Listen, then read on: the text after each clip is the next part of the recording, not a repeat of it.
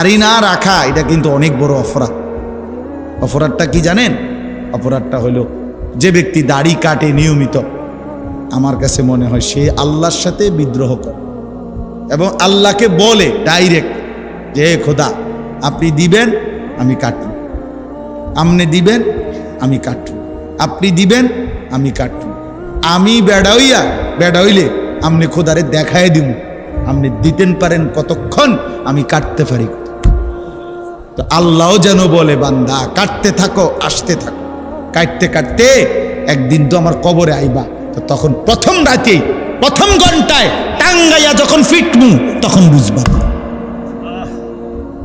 মাতবুরি ছুটাই দেবো তোমার প্রথম ঘন্টাতে দেব, কবরের প্রথম ঘন্টা।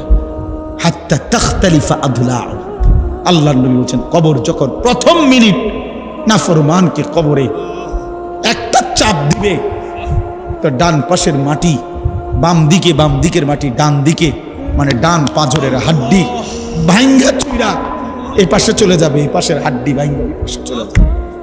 1 মিনিটে নাফরমান সোজা চুরচুর হয়ে যায়। অহংকার করো না,